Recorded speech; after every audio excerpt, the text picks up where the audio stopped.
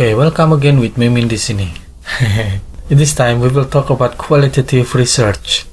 So the term qualitative here has a friend named quantitative. So we will discuss qualitative in this time and we will discuss quantitative next time.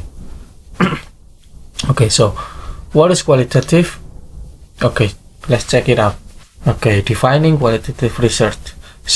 The term qualitative is associated with a range of different method, perspective, and approach. So, qualitative here is an approach, perspective, and methods. We get approach to our research, how we analyze the data. We analyze the data with description to give the reader understanding. So we write it in a paragraph by paragraph. So it is qualitative, in short, like that. And certainly it does not represent a unified set of techniques or philosophy, and indeed has grown out of wide range of intellectual and disciplinary traditions. Jadi jangan terkesan menggurui atau jangan terkesan filsuf.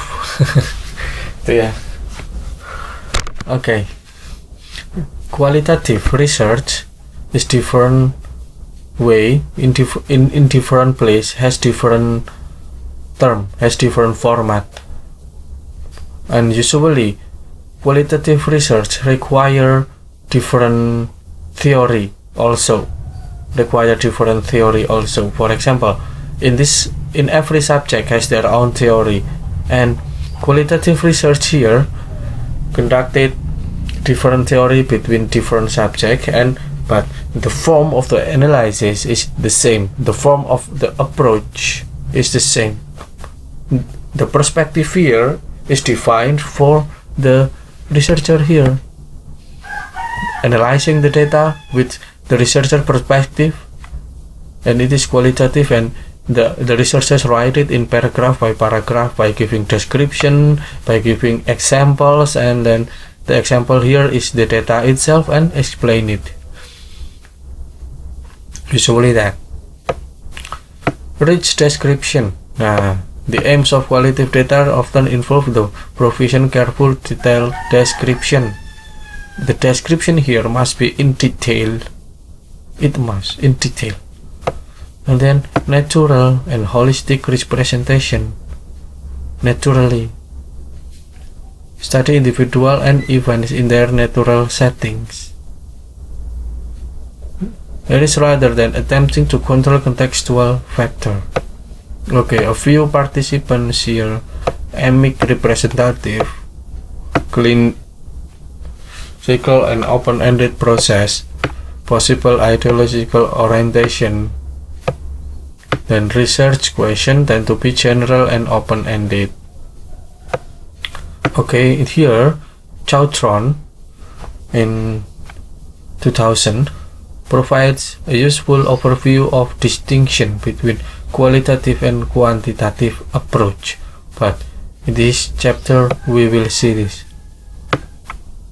This is the table. The first here is qualitative, and in here is quantitative approach.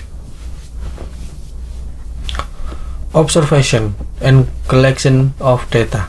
In data collection, ethnography research as the most typical and concrete example qualitative research. Ethnographic research does not usually use instrument, rather process. Process oriented, analyzing the process. And this is in ethnographic research.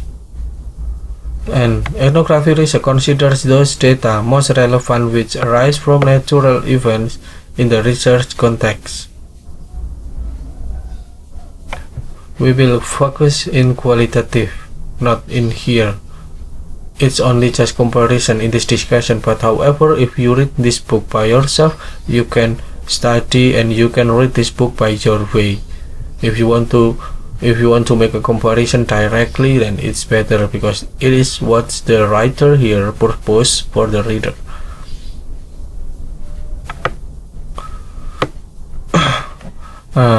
Use and development of theory. Okay, this is important. Qualitative researcher does not want to verify or prove theories. Does not want to verify or prove theories. What she or he attempts is to observe without bias nor narrow perspective. Narrow perspective here means, what does it mean by narrow perspective? Narrow perspective here is limited perspective. So when we say that when a girl is beautiful, okay, then we have some supported idea. For example, the girl is beautiful, he has many boyfriends, for example, and many boys like her. Okay, this is for physical, and this is other supported idea. And for example, again, if we want to say that the girl is beautiful, is that she is beautiful from inner and physical. Inner here is supported by the evidence that the girl always do something with his inner, with his knowledge, with his religious, for example. And from the physical, we have to data about how tall she is, how, yeah, you know that, the standard of, okay, this is then we call by supporting idea. And however, the researchers always takes account of the relevant theories.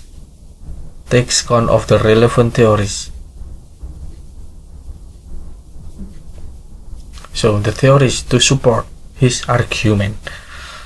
The context or topic under study and normally will remain aware. Next, the gathering qualitative data. Okay, gathering qualitative data. First, we have ethnographies, and we can do the interview, we can do a diaries or journal, we can do a case study or observational techniques. Okay, so we will take a look at this, what the perspective of the author here. Ethnographies is to describe and interpret cultural behavior, including communicative behavior of group. Yeah. And as well as to give amicably oriented description of the natural practice of individuals. Or, in other words, to carry out research from the participant's point of view. Using categories relevant to a particular group of cultural system. Ethnographic. This is, so we identify the data from the society communication, for example, the communication conducted by society. Then we analyze the language, we analyze their psychological condition during that what is it, that when the communication is happen. We analyze the psychological condition. Okay, then that is an example for ethnography study. Next, okay, there are many, and this is advantages. That the research question employed in the studies by dynamic subject or constraint. And okay, the most important here that you understand the main point. And then case studies. What is the main point? Just like in ethnographic, case studies generally aim to provide holistic description of language learning or use within a specific population and setting. Yeah, case study. For example, we just only need to describe what happened in the class. For example, the student's ability or the student's language level in University of semester 5, for example, and that title can become a case study. In here, we only need to describe without giving solution. Describe what happened, and conclusion. We can put advices also.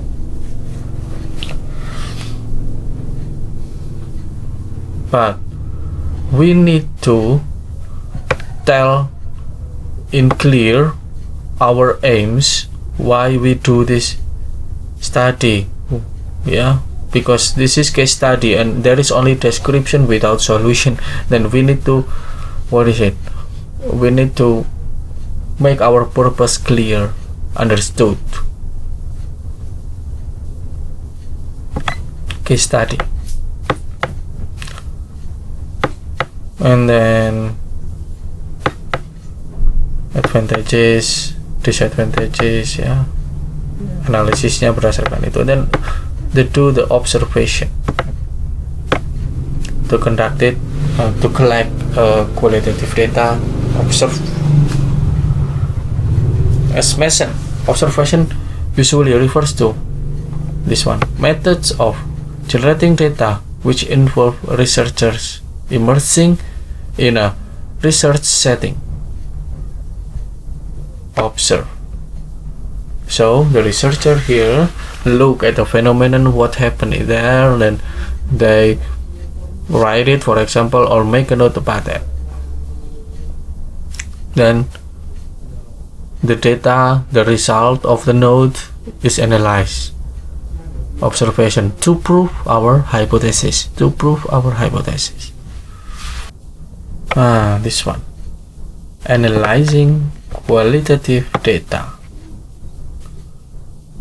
In analyzing qualitative data, researchers often make use of statistical data analysis.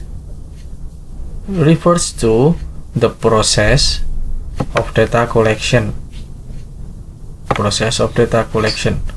Followed by data analysis and an hypothesis formation stage based on the first round of data collection,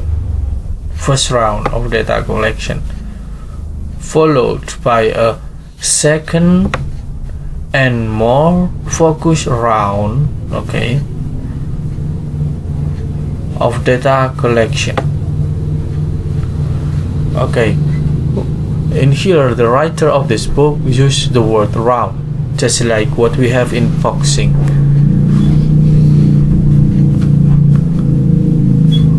But the point is that we have the data and we describe the process in analyzing qualitative data.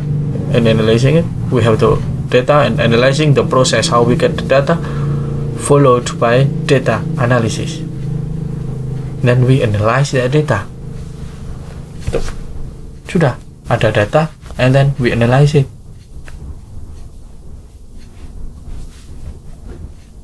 That is what we have in analyzing qualitative data.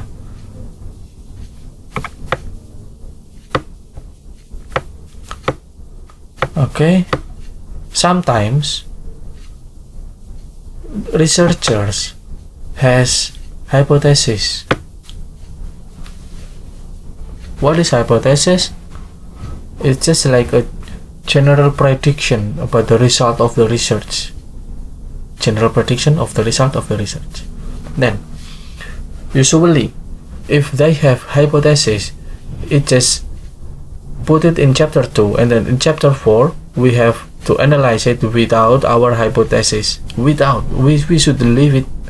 We should leave our hypothesis here, and after the data is gathered and analyzed together and we have the conclusion, then we match our conclusion with our hypothesis, whether it is match or not.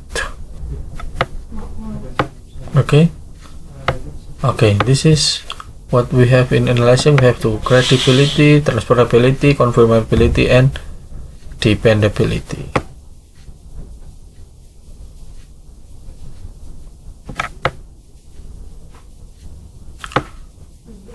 This one, triangulation. We have to prove that our conclusion or our research here is really valid. So we need triangulation.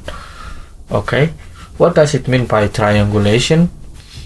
Triangulation here is matching about such kind of for example, our hypothesis, matching the data, matching the theory, and matching everything we have to support our research together, and it's called by triangulation. Matching and match or not. If it is not match, then the triangulation is fail and the research is not valid.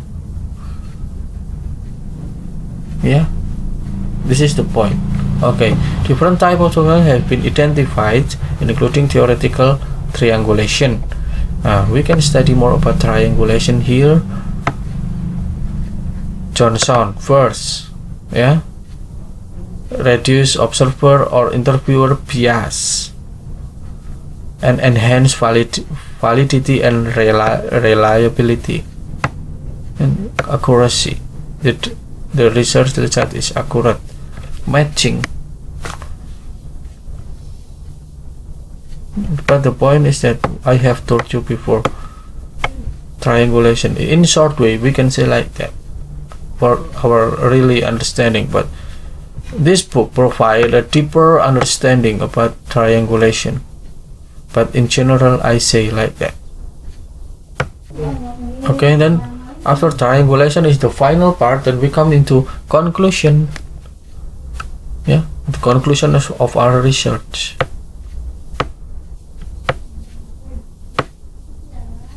Okay, I think this is all for qualitative research, but for conclusion, data collection, triangulation here in qualitative is usually provided by description.